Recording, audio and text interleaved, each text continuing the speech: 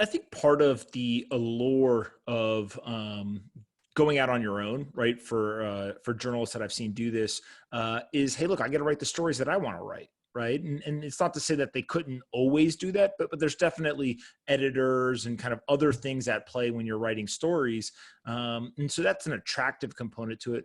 But what you lose is those editors, you lose some of the support staff, you lose some of the resources.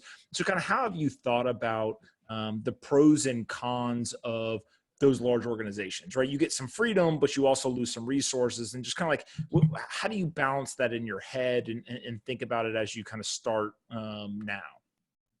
Yeah. So, I mean, I've done 7 years as a full-time reporter after starting out freelance. And I feel like if I were to do this starting out, I wouldn't know what I was doing. Like, I mean, I started out, doing Forbes blogging when Forbes would let lots of people, go and use its platform. And that was like a good learning moment for me. And it was a way for me to sort of make mistakes in real time.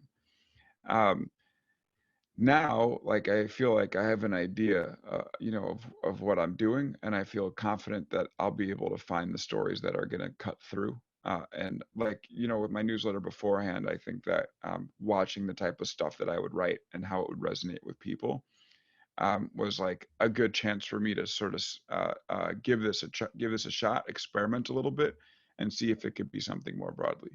I feel like everyone could use an editor. Like, you can't replace the value an editor brings. Um, so while I'm excited to start assigning myself stories, I am going to miss that second set of eyes.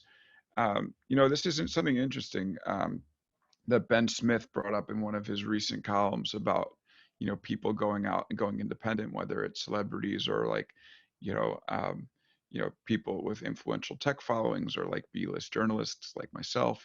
It's like uh, the services that are um, the services that are there for you, like Substack, may eventually start doing something like, once they get enough people, are they going to have an editor on call that you can just, give a call to and talk a little bit about? I can see that happening. Are they going to have healthcare? Okay, that might be more of a stretch, but the editor thing certainly possible. And until that day, like, when I have something that's pretty, controversial or I'm not sure about, I'll just gut check it. Like, I'm lucky to have friends who are reporters, who, I probably can't ask them every day, but every now and again, I'm sure I can say, hey, can you just take a look at this before I hit the publish button? And I don't know if it's going to be something that will be smooth all the time.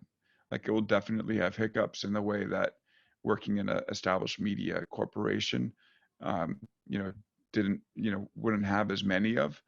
And, my approach to this is to admit that that's going to happen, to ask my readers to trust me, to admit when I mess up because I will, and to learn and grow from it. Yeah, look, you already know this, but I'd be remiss if I didn't tell you. The whole key is the persistence of just doing it in a very disciplined manner, right? Hey, if I'm going to Hmm. write every Monday, write every Monday, and you Hmm. definitely make the mistakes and stuff. But I think I've been writing on Substack for 2 years now, actually, Hmm. as of May, and that's probably the most defendable thing I've done is I just did it every day, right? And a lot of other Hmm. people started out and then stopped at some point. How do you think about this changing the content you write? And what I mean by that is when you're writing a story at BuzzFeed, it's less your opinion and it's much more kind of reporting the facts. Now you Hmm. do have that trust of the reader, right? They're subscribing to hear from you. Hmm. Do you think that that leads to more opinionated pieces? Do you want to write more opinion? Like, talk a little bit about how you kind of balance the opinion component, given that now it's less, hey, I'm just reading this on BuzzFeed and maybe I don't know or I haven't paid attention to who the writer is, Hmm. to now, no, I'm specifically getting this because I've chosen to get content from Alex. Yeah, I mean, I think the reporting will lead the way. Um, so people are going to hear the reporting first and then my opinion second. But I think that there's definitely going to be more opinion in the stuff that I write, and I'm excited to do that. I don't think there should be in any form of journalism. Well, actually, maybe that's debatable, but like every venue, you should have, if you have an opinion, you should have the ability to write it. Otherwise, we're holding stuff back from readers, and who does that? Like, yeah, what type of good does that do? I'm not into it. So, yeah, I think the readers of this newsletter will hear what I think for real. Um, there might be surprised, like like I talked about narratives. Like oftentimes coverage goes in narratives. People say, "What's the big story?" and then they all try to advance. And I'm just kind of skeptical of that a lot of the time. Like people will not hear, after reading a story in the New York Times and the Wall Street Journal and BuzzFeed and Fortune and Forbes, they won't see my, same story. They're going to see a different perspective from me. So it's going to be, there'll be a lot of first person. There'll be some opinion. I mean, my book is like a good example. And in Always Day One, um, you'll see the reporting lead. I feel like a reader can kind of get lost in the reporting, and then I'll bring it back into like what I saw and what I felt. And yeah, like I think it'll be a two-way conversation.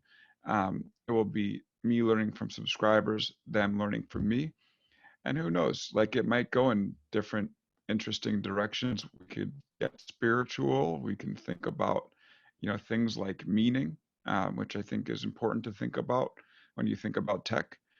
And ultimately, I'll just let that two-way discussion drive.